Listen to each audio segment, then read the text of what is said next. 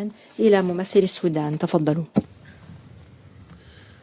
شكرا السيد الرئيس. في مستهل هذا البيان يسرني أن أجدد لكم التهاني بمناسبة توليكم رئاسة مجلس الأمن خلال هذا الشهر، متمنيا لكم التوفيق والسداد في إدارة أعمال المجلس، ومؤكدا استعداد بلادي الكامل للتعاون البناء معكم في جميع القضايا ذات الصلة. كما أتقدم بالشكر إلى السيدة نزهة شميم خان نائبة المدعي العام للمحكمة الجنائية الدولية على الإحاطة التي قدمتها اليوم إلى مجلس الأمن عملا بقرار المجلس رقم 1591. أصحاب السعادة، تود جمهورية السودان أن تؤكد بأوضح العبارات التزامها الراسخ بمبادئ العدالة والمساءلة، لا سيما فيما يتعلق بأشد الجرائم خطورة على الإنسانية، بما في ذلك جرائم الحرب والجرائم ضد الإنسانية وجريمة الإبادة الجماعية.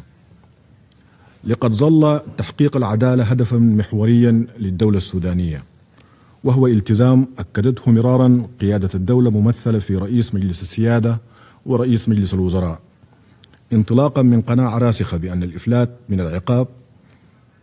بأن مكافحة الإفلات من العقاب وإنصاف الضحايا وجبر الضرر وترسيخ سيادة القانون تمثل جميعها ركائز أساسية لتحقيق سلام دائم ومستدام. من هذا المنطلق فإن حكومة السودان تواصل بذل كل ما في وسعها من أجل تحقيق العدالة في دارفور، إيمانا منها بأن السلام والعدالة مساران متكاملان لا يستقيم أحدهما دون الآخر. السيد الرئيس، أود أن أؤكد على النقاط التالية.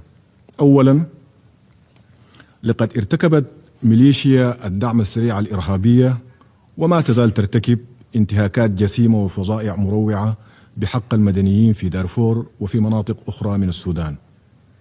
تشمل هذه الأعمال القتل على أسس عرقية وعمليات استهداف ممنهجة وواسعة النطاق للمدنيين العزل بمن فيهم النساء والأطفال وكبار السن، فضلا عن استهداف المدن والبنى التحتية الحيوية باستخدام الطائرات المسيرة.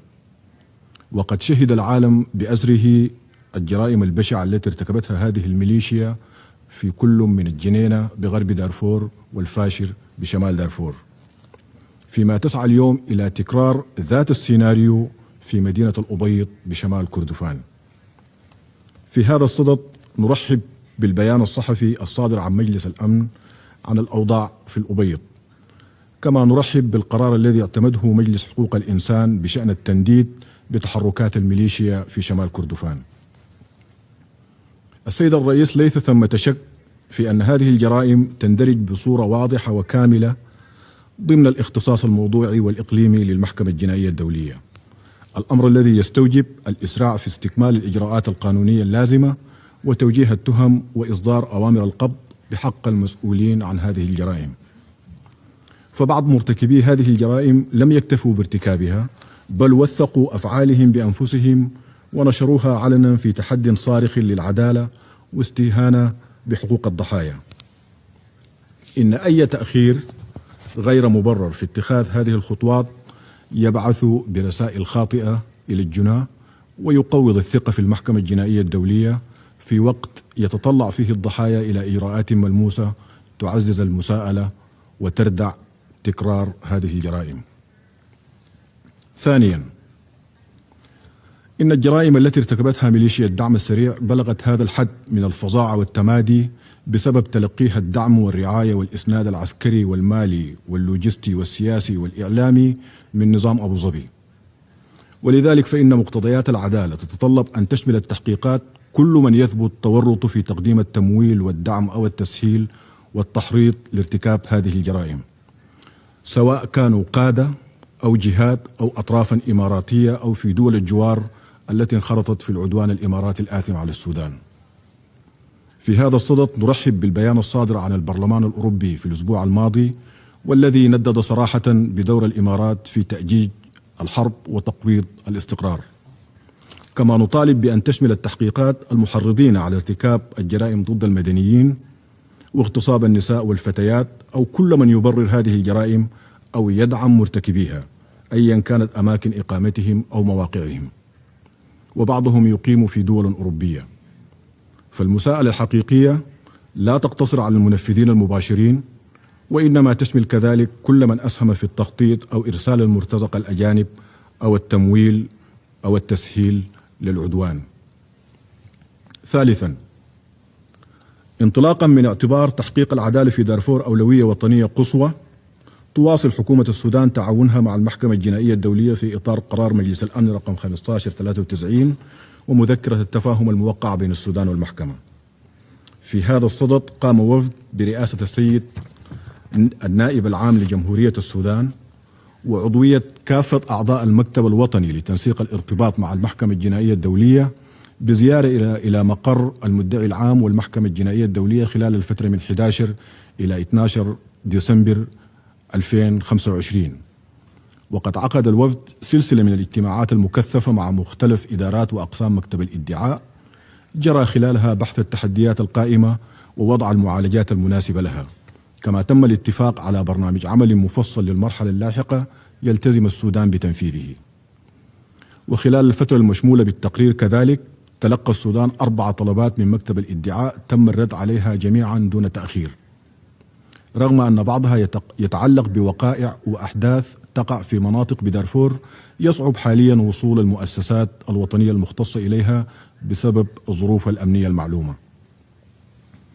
وفي إطار التعاون المستمر كذلك قام المكتب الوطني لتنسيق الارتباط مع المحكمة الجنائية الدولية بترتيب زيارة لفريق من مكتب المدعي العام إلى السودان خلال الفترة من 27 مارس إلى 4 أبريل 2026، حيث أجرى الفريق زيارات إلى عدد من معسكرات النازحين والتقى عددا من الشهود والضحايا، كما تجري حاليا ترتيبات إضافية لإتاحة مقابلات أخرى مع شهود ذوي صلة بالتحقيقات.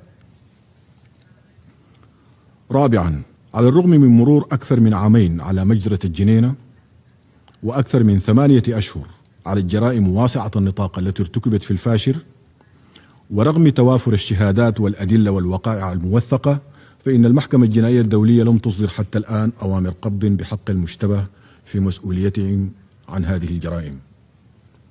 إن هذا التأخير يثير قلقا بالغا ويبعث برسالة سلبية إلى الضحايا وذويهم، كما يعزز شعور الجناة بإمكانية الإفلات من العقاب، الأمر الذي يشجع على استمرار ارتكاب المزيد من الانتهاكات والفظائع.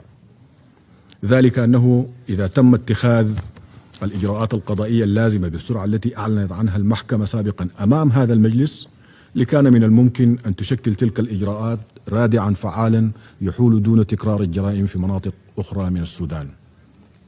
السيد الرئيس، يؤكد السودان مجددا التزامه الكامل بالتعاون مع المحكمة الجنائية الدولية في إطار قرار مجلس الأمن رقم 1593 ومذكرة التفاهم الموقعة بين السودان والمحكمة في العام 2021.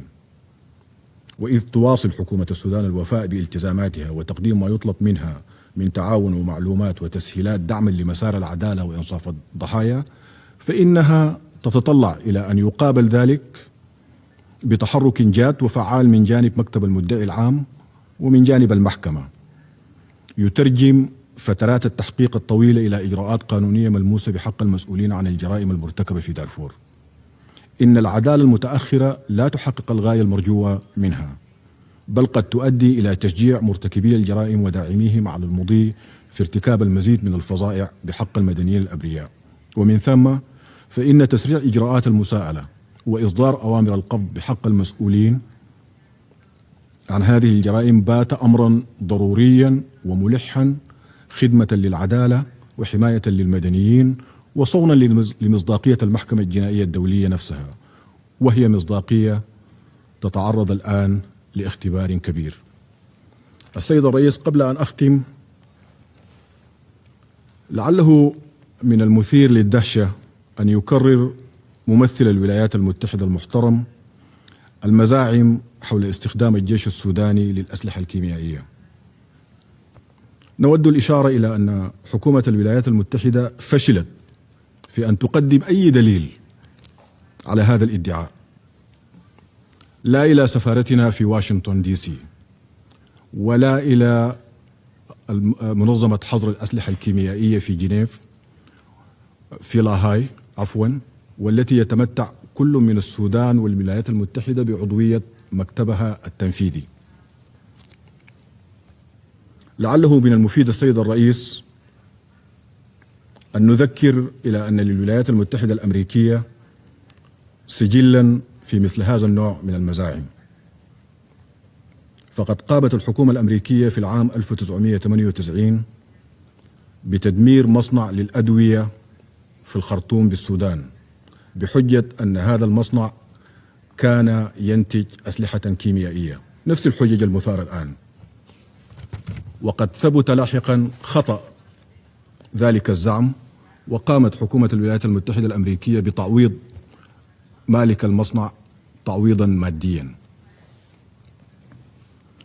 كما لا ينسى أعضاء مجلس الأمن أن هناك وزيرا سابقا للخارجية الأمريكية صرح بمنتهى الثقة أمام هذا المجلس نفسه بأن إحدى الدول تملك أسلحة للدمار الشامل، وكانت تلك ذريعة لغزو تلك الدولة قبل أن يتضح لاحقا عدم صحة تلك المزاعم بعد فوات الأوان. عليه السيد الرئيس يحث السودان على التعامل مع أي ادعاءات مثل هذه بأقصى درجات المسؤولية والموضوعية، وينبغي لمجلس الأمن أن يظل مسترشدا دوما بالحقائق والمعلومات الموثوقة لا بالادعاءات التي تفتقر إلى السند والأدلة. شكرا سيد الرئيس. Je remercie le représentant du Soudan pour أشكر ممثل السودان على بيانه.